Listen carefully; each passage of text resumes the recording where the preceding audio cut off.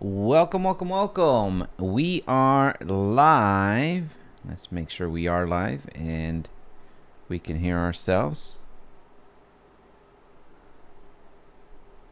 I think we are. So let's find that perfect house in Southlake. That is on our vision board for today.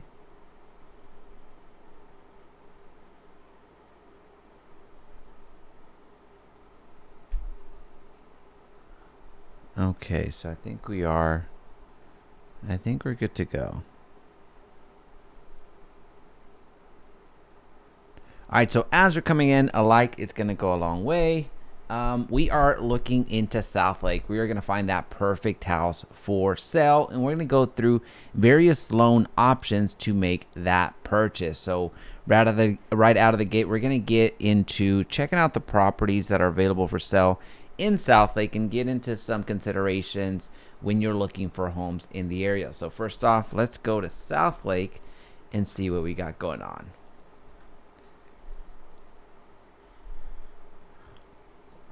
All right, so as you can see right now, Southlake has about 151 properties. Now, this includes all type of property. It has 152 properties available for sale at an average price point of $2.14 million. So here's the thing. Southlake is a destination city. So a destination city means to us and to me, it means that it's a city that a lot of people work to live in and eventually sometime in the future. So it's a place where people aspire to live. There's really no it's hard to beat a Southlake.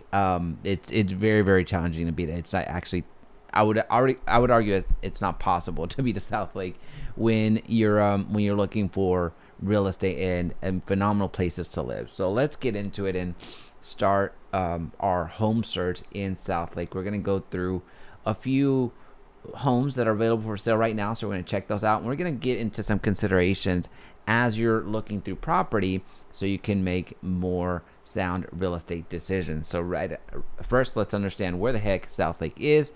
Southlake is in Tarrant County, northeast of Fort Worth.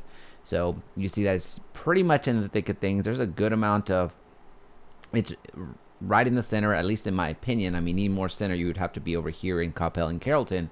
But when you're looking to be in the thick of things, you're in a really good spot. Commute and access to the rest of the DFW Metroplex is relatively reasonable. You can come down 114 and get into the airport, then hop on 121, which is Sam Rayburn Tollway, to get to the northeast part of DFW, and then of course you have a straight shot into Fort Worth, and then as well into Dallas. So when it comes to location, it's pretty challenging to beat it. So a lot of people want to be in Southlake. Now, there's three things that we look for whenever we're purchasing a home in the Dallas-Fort Worth Metroplex. There's, again, three things, and they all start with C. So the first one is the commute. What type of commute do I want to have as I am looking for a home to purchase?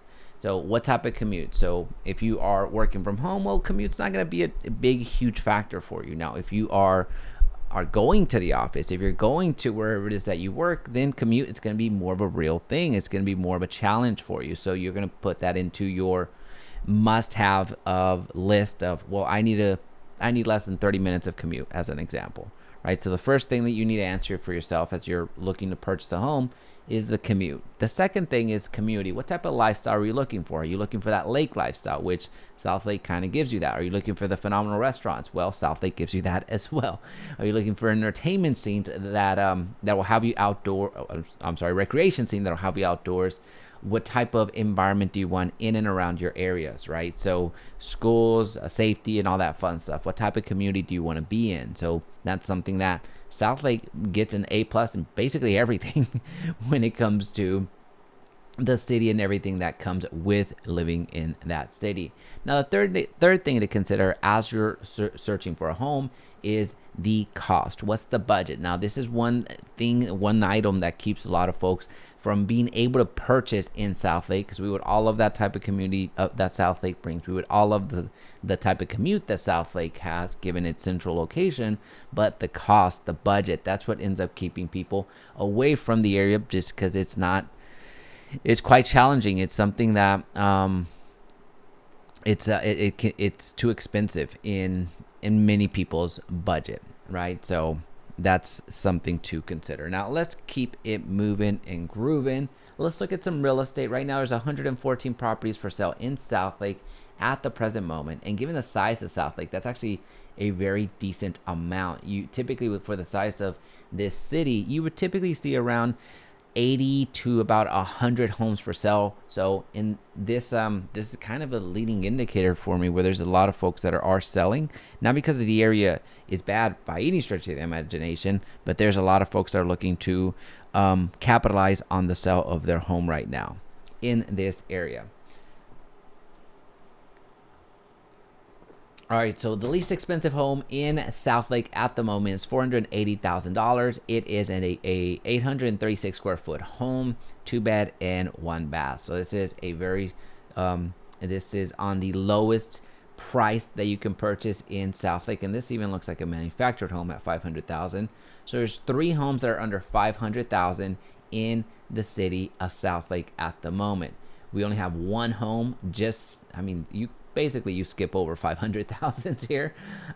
You quickly jump into the 600s, 700s, 800s. So you see the price points. These investment properties, would typically, what you're going to find here is these homes are being sold more for the land than the actual property. Now, I'm not trying to be disrespectful, but that's essentially what happens here in these types of sales. So you're selling these essentially for the lot value, where they're going to get torn down, and a luxury builder is going to come in and build a luxury home on it. Now this one is being sold more as a purchase and live in it type of a deal, so essentially more of a traditional sell. And same thing here, these would be more of the traditional sales. But as you can see, there's 3 homes in the 400s. These are just investor specials for the lot value. One which technically it's in the 500s, technically by $1. But you're looking at basically a $600,000 property, 700, 710, 814, and you have about 3 homes in the 800,000. So basically, for less than $900,000, you're not gonna see a ton of options. You're gonna see really 3 viable options if you're looking to purchase in the city of Southlake. Most of the opportunity is gonna be found in the high 900s and into the $1 million mark. So that right there is a phenomenal looking property. We'll probably end up purchasing that one in our breakdown, or I mean, there's a ton of incredible real estate here. Now, as we do with all the cities, what we're gonna do is we're gonna head on over to the luxury, the ultimate luxury in Southlake, is basically all the things in now that is not a home. Is that a home? Yeah, it is a single family residence right there. That's interesting home. The most expensive house for sale right now in the city of Southlake is a $7.75 million property. And this one, I drive by this one so often. Oh my gosh, this one is a phenomenal property. We're going to look at it. I typically don't go into the luxury space, and certainly don't miss, I'm not trying to offend this one, but this one's just one that I drive by quite a bit, and it's mesmerizing. The size of it, it's an incredible property. So we're going to look at it very, very briefly. Let's start dreaming for a quick second, if it's okay. And then we're going to get into the breakdown of a home that we're going to run some numbers on. So you get to see what the type of mortgage is if you're financing it. So this home has been on the market for a few. I remember when it went into market. All right, so let's check this house out. I mean, this looks like a castle, doesn't it? It's a phenomenal property. So you have your tennis court and basketball court here on the right hand side. So let's briefly look through it. There's just unbelievable design, unbelievable property. Everything here is first class. It's just, there's not going to be enough compliments that I'm going to be able to give it. So I'm just going to admire it with you as we're going through this property.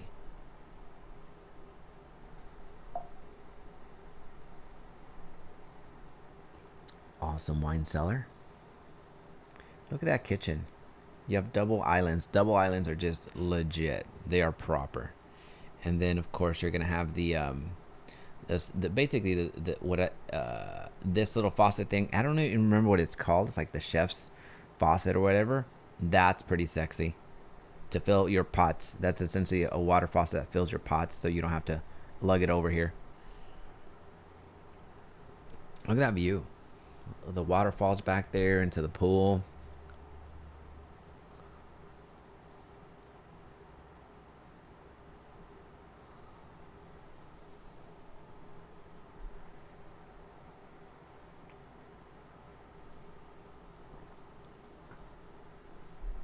I don't know if that's a artist or if that's the owner.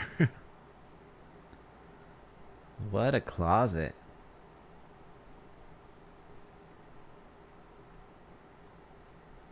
Yeah, there's just no words for these types of properties. There's just no words. So we're gonna admire, dream for a quick second, and then we're gonna hop back into reality and run some numbers.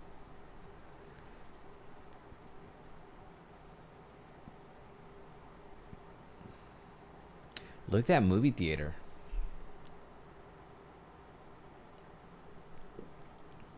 Wow.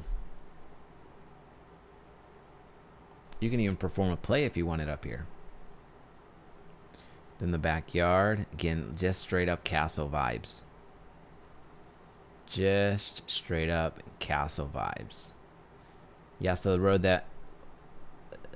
this road right here is the one that I pass through all of the time. And, wow. What's down here?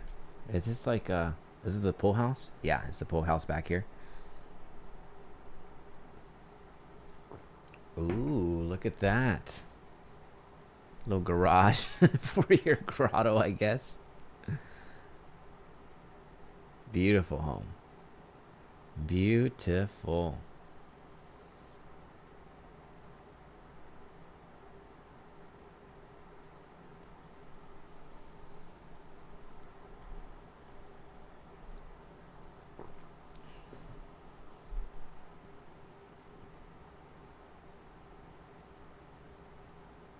All right, so again, there's not really much commentary that I could add to that. That's just an unbelievable house.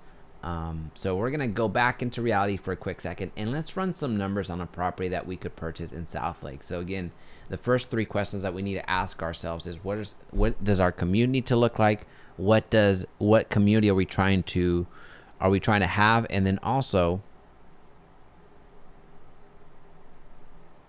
what cost are we trying to what's our budget? What does that need to look like? So for our purposes today, what we're going to do is we're going to purchase a property right here in the... Do we want this one or do we want this one? Let's go with... I mean, they're all incredible, so let's just go with this one. 3,800 square feet, 4 beds, 4 beds, 4 baths. Let's check out the details real quick, and then we're going to get into it. So with these breakdowns, what I like to do is I like to show you visually some things to consider when you're looking at the property itself.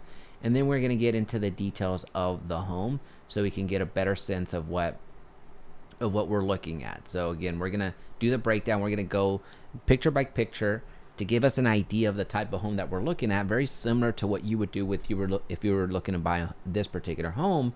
And then we're going to get into the details to see if it's a home that we're going to ultimately go and see for ourselves and check out.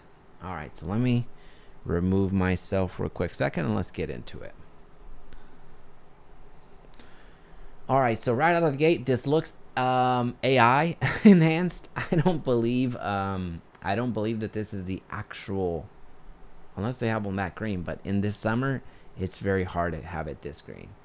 So it looks like this is actually real. Is this real? Could this be real? All right, so this looks a little bit too green for me. It looks like we had either AI and or a photographer that really enhanced the greens here. So we're gonna take them at their word that this is as green as we see it here. So if that's the case, phenomenal job with that. I do like the landscaping.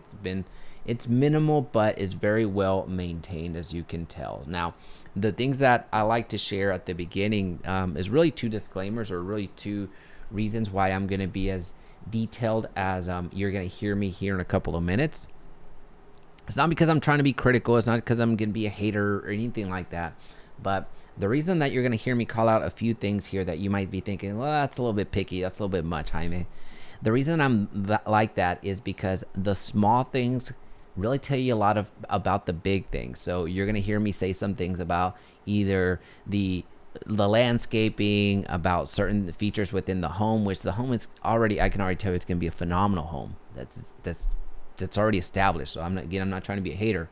I'm just sharing with you that the small things, how you take care of the small things, typically is a leading indicator as to how you take care of the big things. So if a few things that I call out really help me formulate and provide more context as to, well, if the small details were not taken care of, chances are that the water heater, which is a major expense, it probably wasn't taken care of as well either. Same with the HVAC unit, same with the foundation, same with the roof. So again, how you handle the small things typically is a big indicator as to how you handle the larger things. So that's why I call those tiny things out.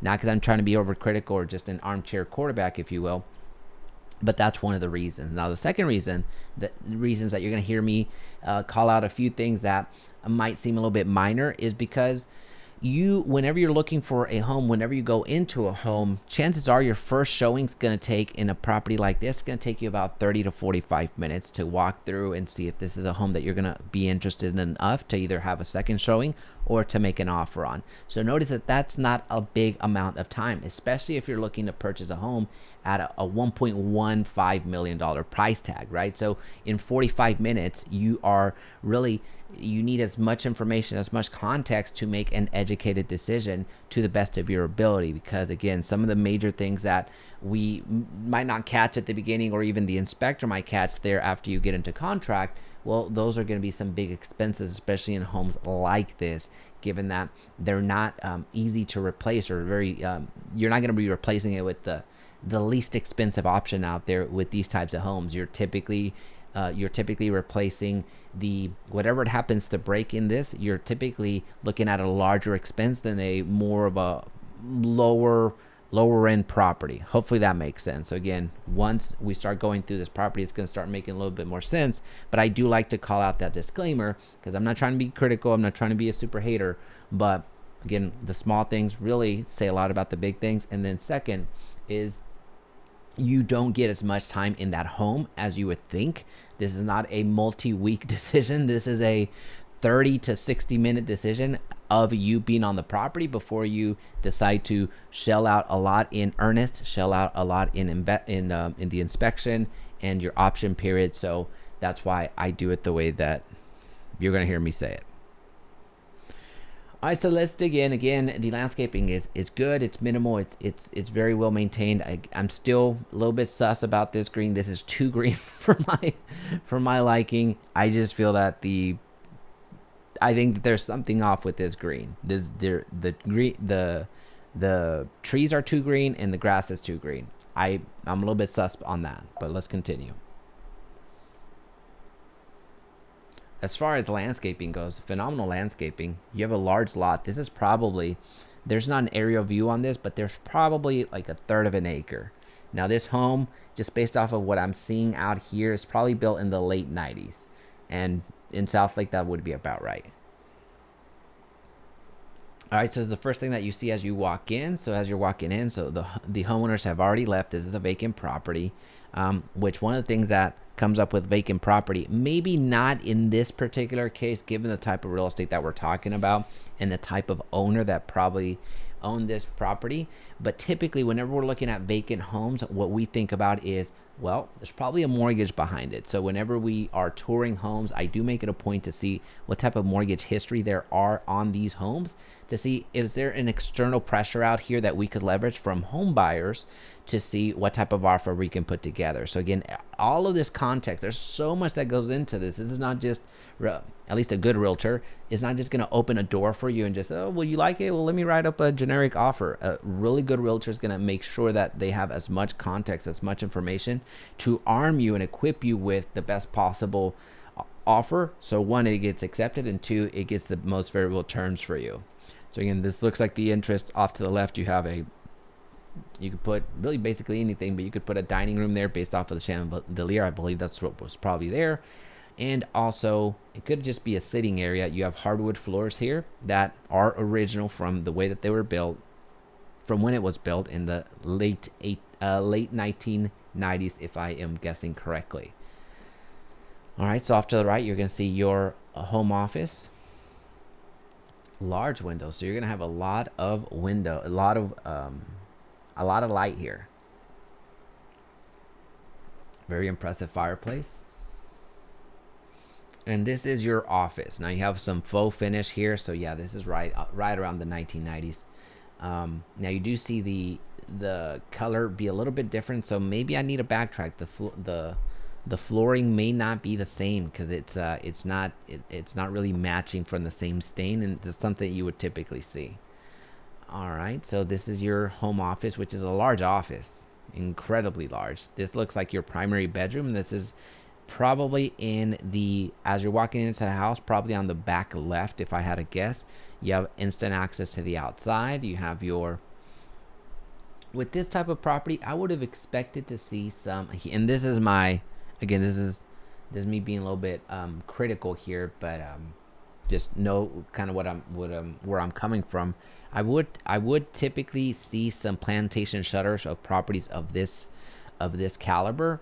It's more customary to see plantation shutters than these normal ones here. All right, so this is original. So in the 1990s again, so you have the faux finish, you have the original sinks, you have the original tubs, you have the original, possibly the shower was updated, at least from the faucets and everything like that. That was most likely updated.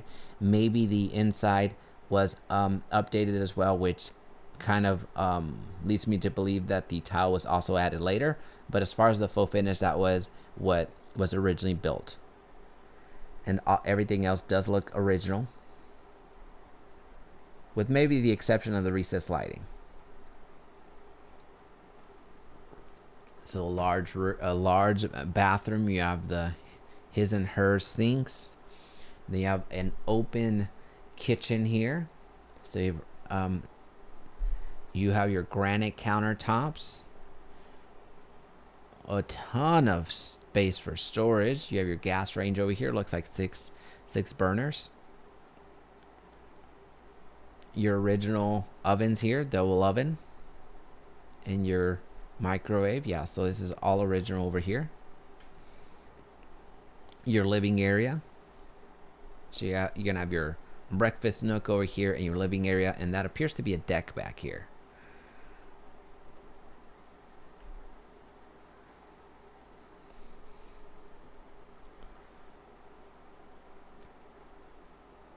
Yeah, so the updates that happened here was adding countertops and adding some tile. That's what ended up happening. Now again, I am guessing that it's the 1990s build, so that's where I'm giving my commentary from. I should probably have looked that up before we started the tour. Again, everything here looks original. In this part, I do think all of it is original. Whoops. And up here, this is right as you're walking up the stairs. You have a little landing area here, just a little spot to do your homework most likely, or get some work done. Then over there, I don't necessarily know what that is. You have a bedroom back here. So yeah, that landing area is, oh no. So this is your, it's probably your theater room, or just a large room that you can do whatever the heck you want in here. You have another room out here with its own shower. So this is all original. So you can see this. Now this is all original, all the way from the sinks, from the faucets and shower heads, everything in between.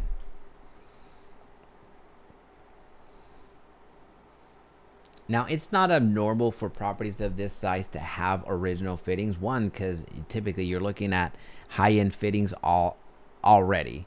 But also, in these types of properties, it's not uncommon for the upgrades to be done more in the more frequently used areas. So as an example, here's where I'm adding way too much context to where I typically do, but it's not uncommon for the upgrades to happen after the kids are gone. So after the kids have gone, graduated, and they're off on their own, then you look at some updates, but you're not going to update what was your kids' room up here, where you're very rarely coming up.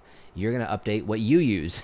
You're going to update your primary bath. You're going to update your guest bath. That's what you're going to be updating. You're not going to be updating what's not going to no longer be used because your kids are out of the house, right? So that's why you're seeing more of the upstairs fixtures, upstairs bathrooms, upstairs rooms. They don't have as much updating as you would see downstairs because it's not as frequently used and there's not as much need anymore. Now, again, I'm still a little bit sus about this greenery, but all right, we're gonna keep it going.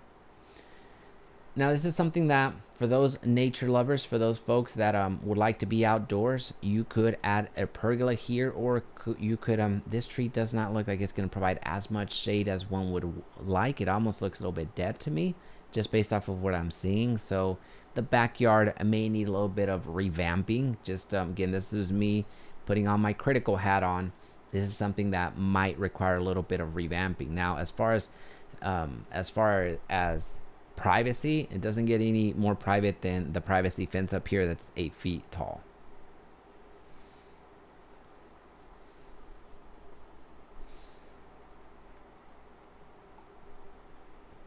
Where is this? Is this on the other side? Okay, this is over there. Now you have a good spot to hang out.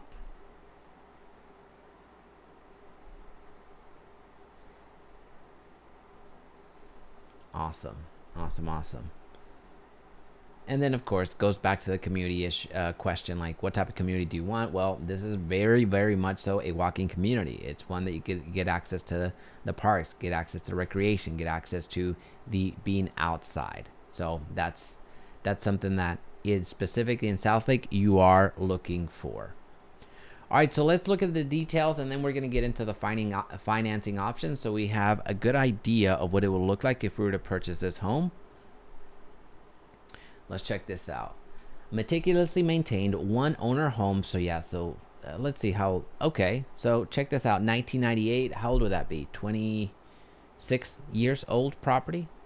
So we'll talk about that here shortly. Meticulously maintained one owner home nestled in the heart of Southlake, surrounded by trees and offering elegant living. Entering through a grand foyer, you'll immediately notice high ceilings, crown molding, abundant natural light throughout. Luxurious master suite is a true retreat, complete with on-site bathroom featuring dual vanities, soaking tub, separate shower, and walk-in closet. Step outside onto your gorgeous wooden deck, tree-filled backyard. Additional highlights include a cozy family room with flooring to ceiling, stone fireplace, dedicated home office, upstairs bonus room, and oversized 3-car garage. We didn't see the 3-car garage, but that's very good to see that.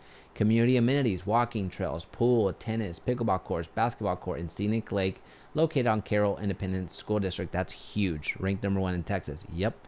It's just minutes from Southlake Town Square, shopping, dining, and entertainment. That goes back to the community aspect. This is premier DFW right here. This is premier.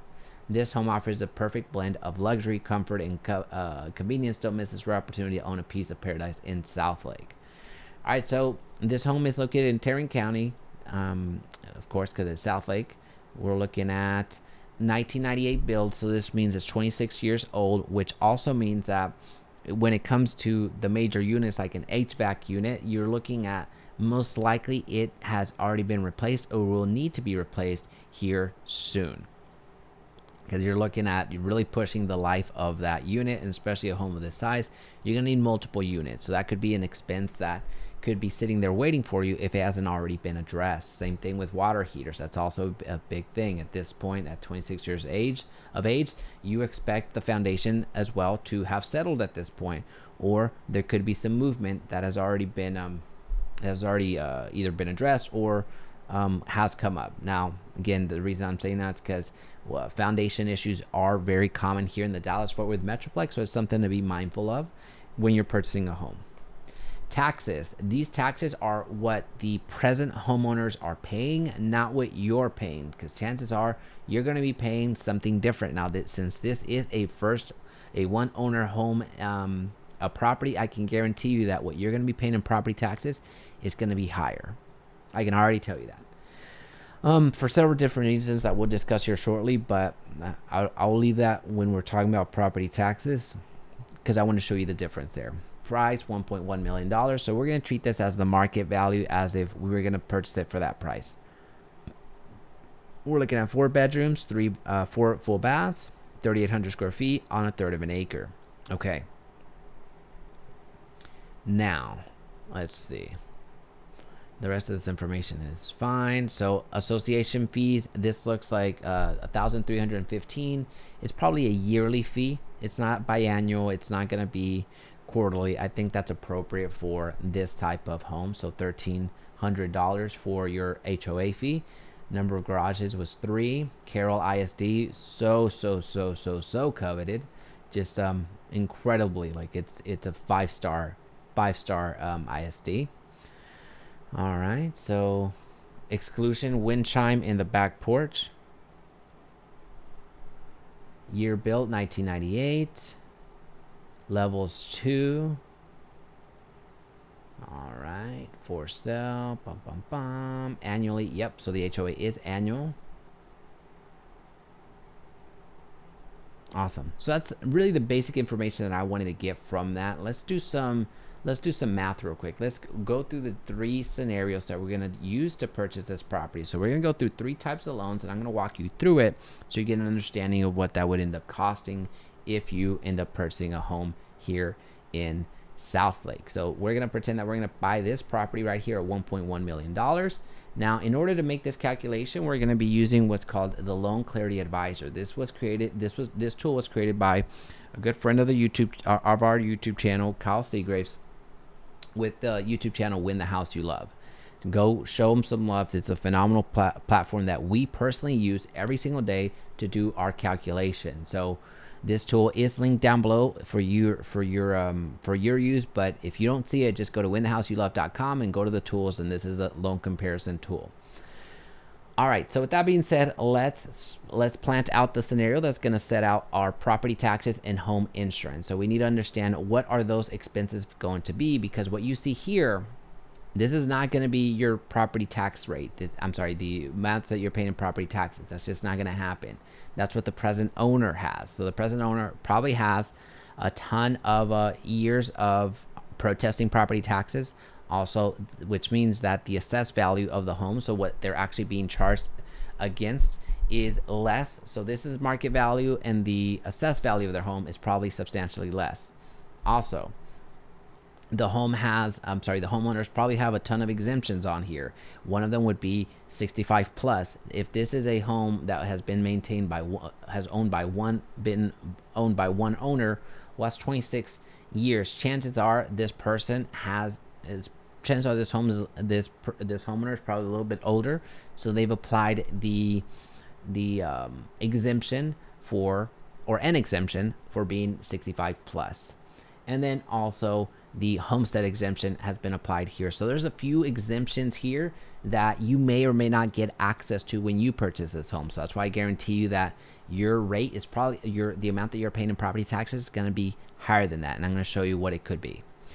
All right, so for our purposes today, we're going to go exact, but if you do not want to go exact, just go to Texas. Here's some estimates, and as I call out what the property tax rate is, the homeowner's insurance rate is, and all that stuff, you can toggle these switches. But what we're going to do is we're going to go more exact. We're going to actually calculate this as manually as this tool allows us to, which is not going to be that challenging altogether. So what we're going to do now is we're going to go to Southlake, Texas property tour.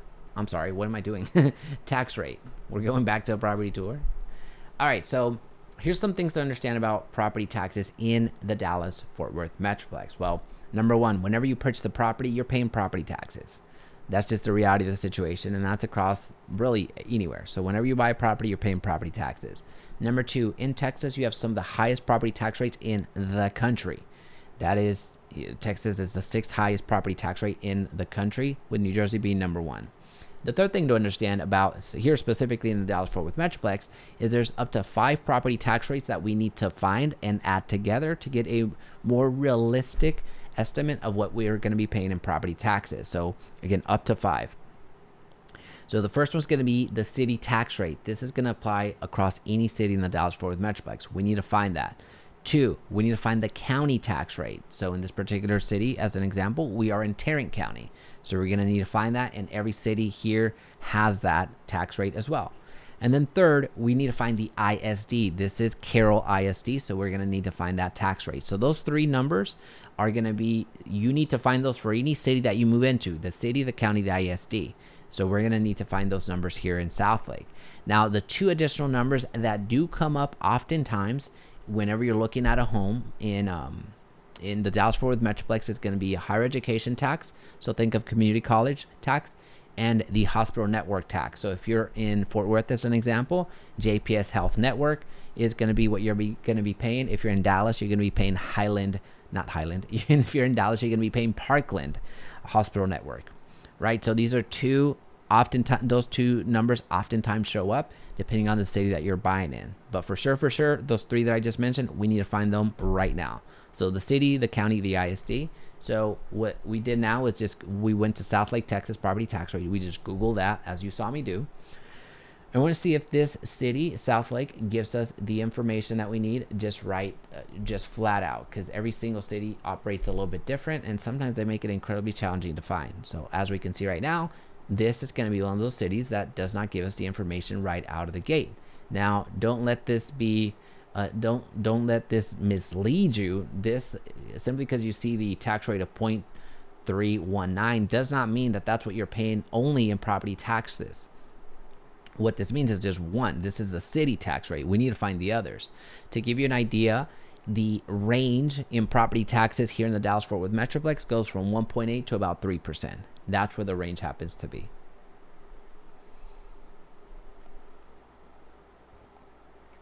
So we're going to go back and see if we can find an additional place for some information that we're looking for.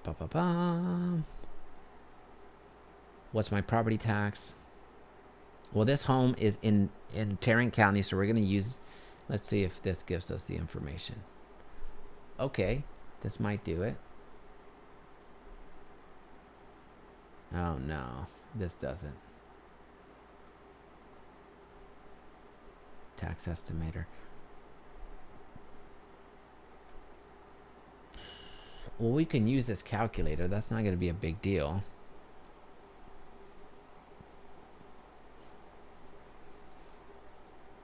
Okay. So let's do this.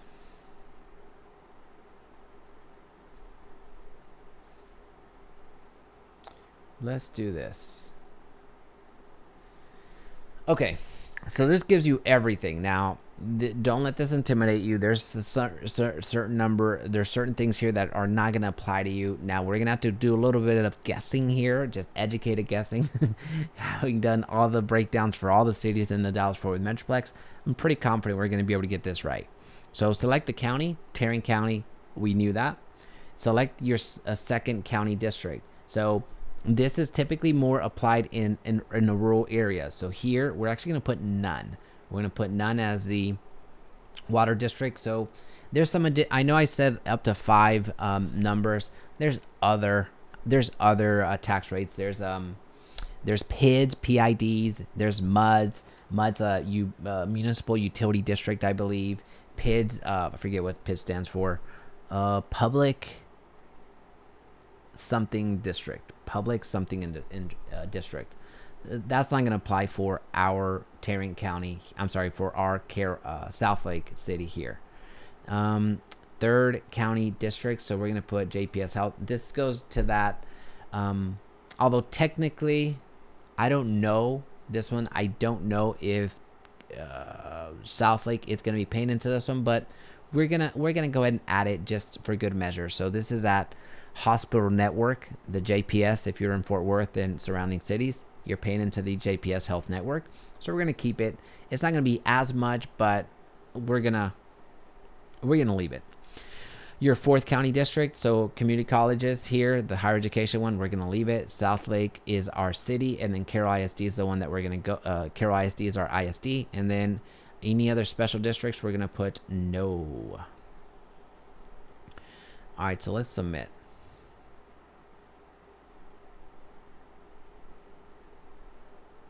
Where's the property value? You must enter a property value before proceeding. Well, if you showed me where to put property value. Oh, sorry. It's right in front of me. All right, so we're going to put 100,000.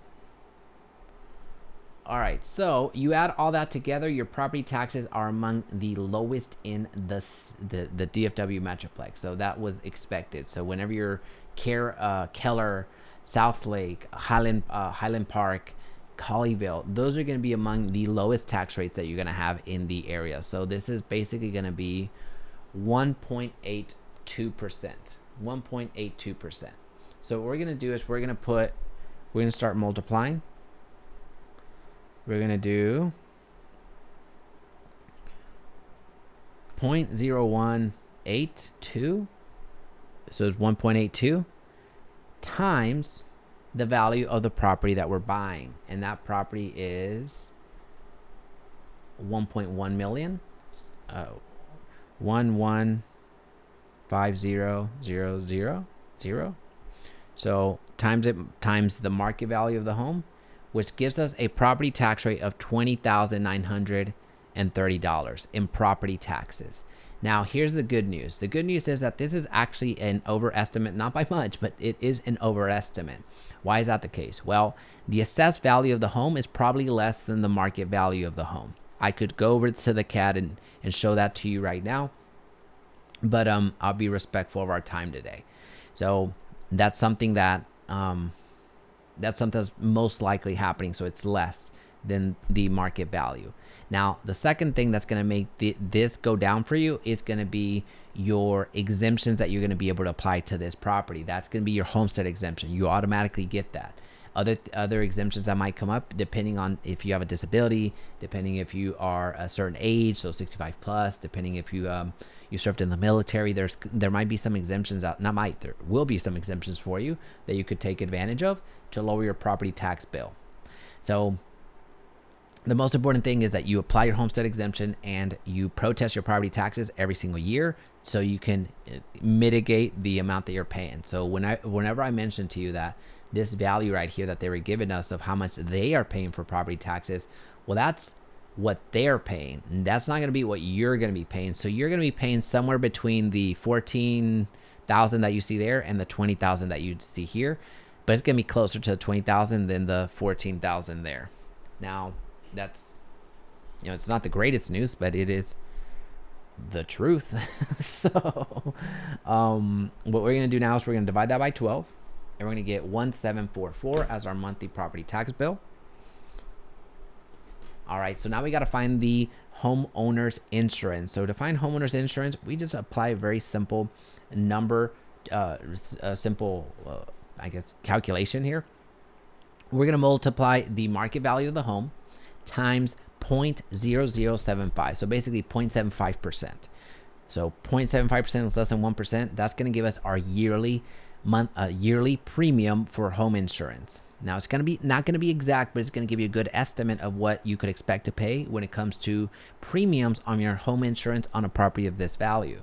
So what we're going to do is we're going to multiply that 1,150,000 times 0.0075. So remember 0.75%. And that gives us a yearly number of 8625 of month of, I keep saying yearly, monthly, of, it's going to give us the yearly homeowner's insurance premium. So we're going to divide that by 12 to get a month. So that is 719. And then the HOA, we already saw that the HOA was what? 1315. So we're going to divide that by 12. And that's about $110. Now, this is going to add it into our calculations as we go through the HOA. Just know that you're not going to be paying this in your mortgage payment. You're going to be paying this at the beginning of the year in an invoice. This is not part of your mortgage.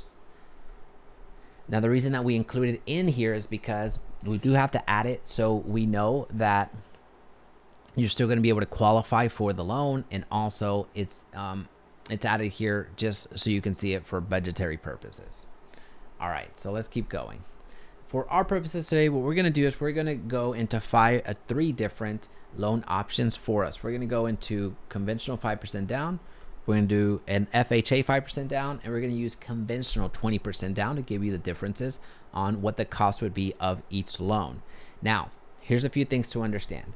When you are getting a loan to purchase a property, you are essentially getting a mortgage. That's what it means. If you're getting a loan to buy a house, you essentially are effectively getting a mortgage.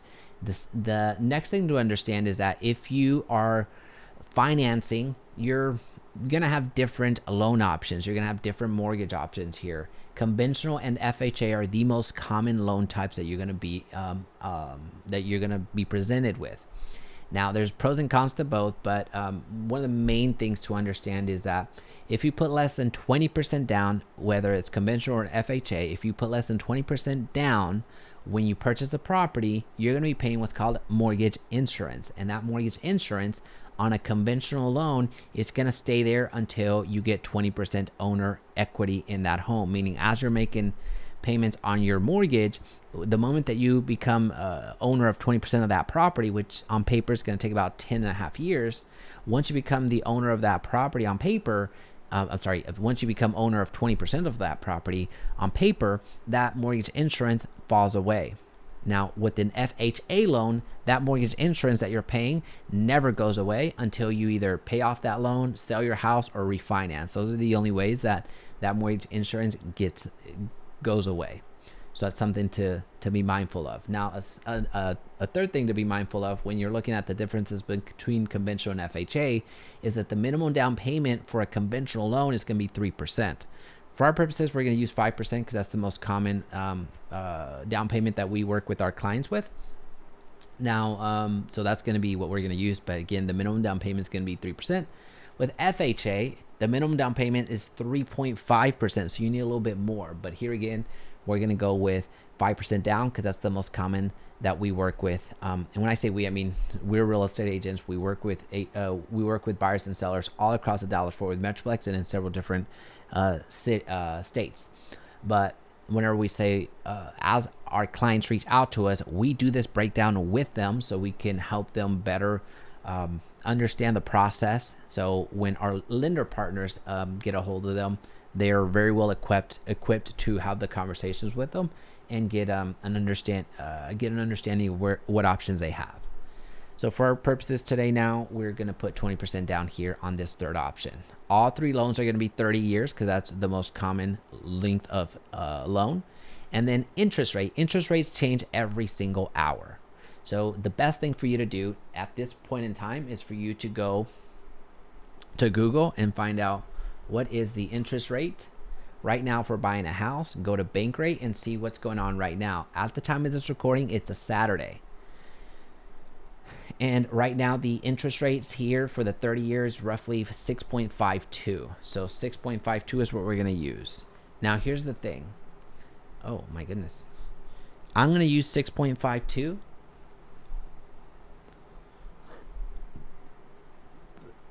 Across the board, even though the mortgage rates are going to be different. Let me see. We typically don't adjust this.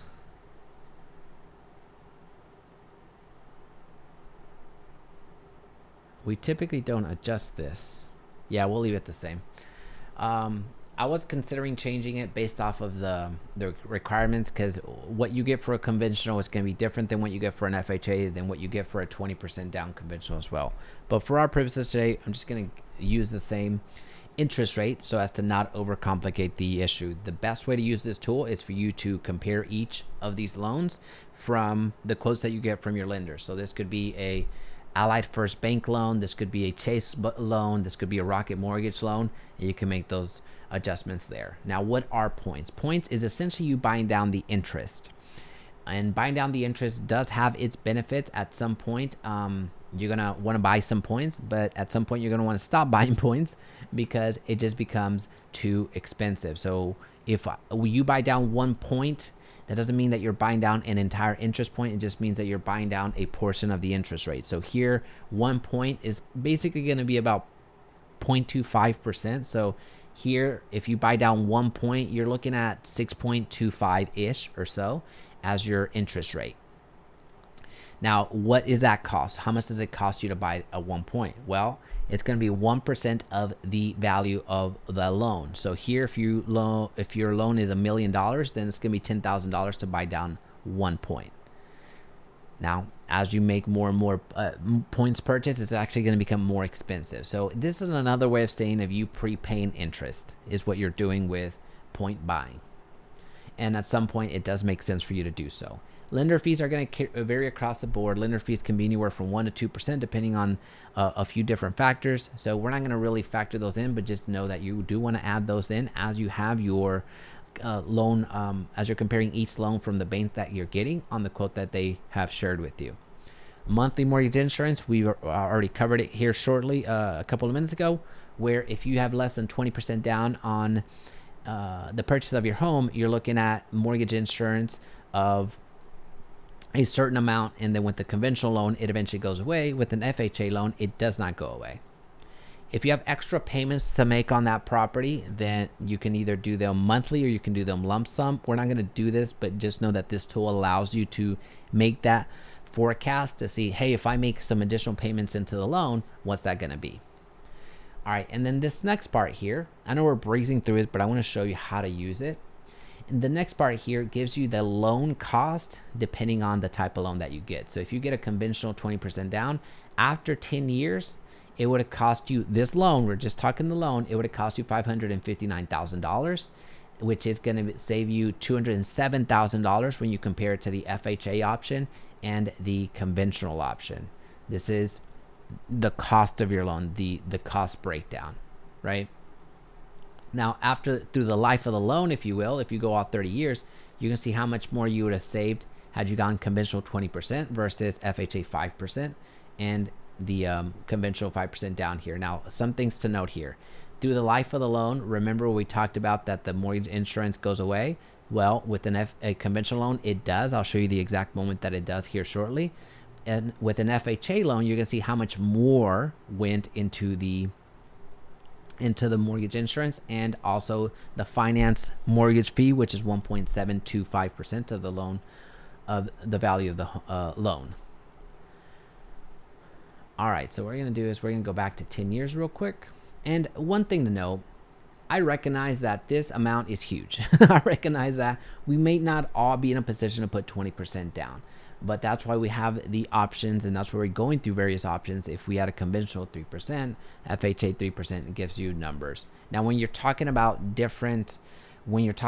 this amount of money, by the way, you are looking at a different type of loan product. So in this particular case, we're probably better off going with a jumbo loan because that's going to be essentially what you would have access to, given that these loans do have limits. Just giving you a heads up there. All right, so now if we do our monthly payment here, if we do one in the first year, what's our monthly payment going to be with the conventional loan? Well, with the conventional 20% down, you're looking at $8,400. Conventional 5% down, you're looking at $10K. FHA, another $10K. Roughly, right? So some commonality that you see between all three types of loans is that the interest at the beginning of your loan, so this is year one, most of it goes towards interest, and then such a little amount, at least in the grand scheme of things, 1/10 of it goes to the principal. That means how much you're actually paying down the loan. So that's why you just need to be aware of how the interest game works. If you're able to pay additional money into the principal, you're going to be paying down your home a lot faster. Taxes, this was the estimate that we gave ourselves with the property taxes.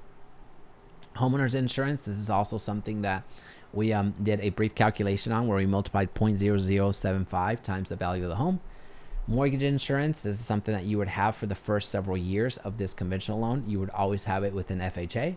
And then your HOA fee is, again, not factored into your mortgage payment. Like, you're not going to be paying into it every single month. It's something that you get invoiced. But this gives you an idea of what the payments are going to be. Now, you can also forecast it to when, let's say, you're 17. At that point, as an example, with your conventional 5%, you no longer have mortgage insurance because you have ownership of more than 20% of that home. which talking about ownership, this essentially is the equity. So at any point in time, you can forecast how much equity you have in the home, how much of the home you actually own. So let's just say in year 21, you're going to be shocked. Here's where the big difference of knowing what goes to principal and what goes to interest. You're going to be shocked that by year 21, you may be thinking, well, hey, I only have 9 years left of this 30-year loan, so I probably own at least 60%, if not more, of this home. If you thought that, that would be incorrect. Here, you're barely owning 50% of it if you go down the conventional 5% and FHA 5%. The biggest reason here again is because such little goes into the into the principal, and so much goes to the interest. So you're not paying down the principal as fast as you would think, so as to outpace the so your equity can outpace how much you owe on that property. And here again, I mentioned to you that we were going to show you when that mortgage insurance was going to fall off. Here after 10 years and 4 months, we see that it does fall off, but one thing to note here is this is on paper. You are actually going to be paying off your mortgage insurance much faster when you add in the appreciation of the home. So as your home continues to grow in value, it starts 1.3, 1.4, 1 point whatever. As it continues to add up in value, then the mortgage insurance is going to fall off a lot quicker, because that does factor into how much of the home you own, because the ownership of the value of the home has increased. Now, this is a tool that we like to use to do the comparison and between owning and renting, but also just giving you the true cost of home ownership, because sometimes we think that ownership of a home is the end all be all, and that's the answer to every equation, to every question that we get asked, and that's not always the case. So here I want to give you the scenario after 10 years. If we were to sell this house, what would that look like? Well, let's assume that our home appreciates at a modest 3% every single year, and that the cost to sell at the end of the rainbow here in 10 years is 6%, where we factor in commissions for realtors, factor in title work, factor in a few other things. Let's say it costs us 6% to sell this house. Our tax increase per year, let's say that property taxes continue to rise at 3% per year, and that our homeowner's insurance continues to also rise at 3% per year, which these scenarios are very, very conservative in each way. So you're I'm not tipping the scale in any way, shape, or form. This is just a very reasonable estimate. Now, what does that mean for the actual cost of ownership, with the actual cost for me to live in the next 10 years? Well, it would have cost you $775,000 under this conventional 5%, and under the conventional 20%, it would have been $606, and under the FHA, it would have been $815. So in the next 10 years, if I buy this house, how much am I up or am I down, quote unquote? What's the cost of ownership for these next 10 years? Here is the actual cost. How do we factor that in? Well, we factor in the positive, which is the appreciation gain. So the home continues to rise in appreciation. So that's our benefit. That's our gain. Then we have to subtract out the cost to sell, because once we get into that home, once we sell it, there's going to be a cost to that. Our loan cost also is factored in, because we paid a ton in interest. So this is something that gets factored in as well. Property taxes. Property taxes is also something that we are now paying for, since we are owners of this property. Homeowners insurance is also something else that we're paying because of we're owners of this property, and then the HOA as well. Now, for a comparison, if you were to go out and rent a property of this similar value and this similar size in the area, you're looking at $6,700 a month in rent. Now, if you were to also increase the rent at 3%, or even a modest 2.2%, if you will, you see the cost for you renting in the next 10 years is this $881,000. So that's how you make the comparison. Folks, I know we absolutely breezed through this, but if there's any questions, comments, and concerns, let me know down in the comment section down below. And if we can help you buy or sell in Southlake or anywhere in the Dallas-Fort Worth Metroplex, let us know as well. Our contact information is down below. Outside of that, see you on the next one.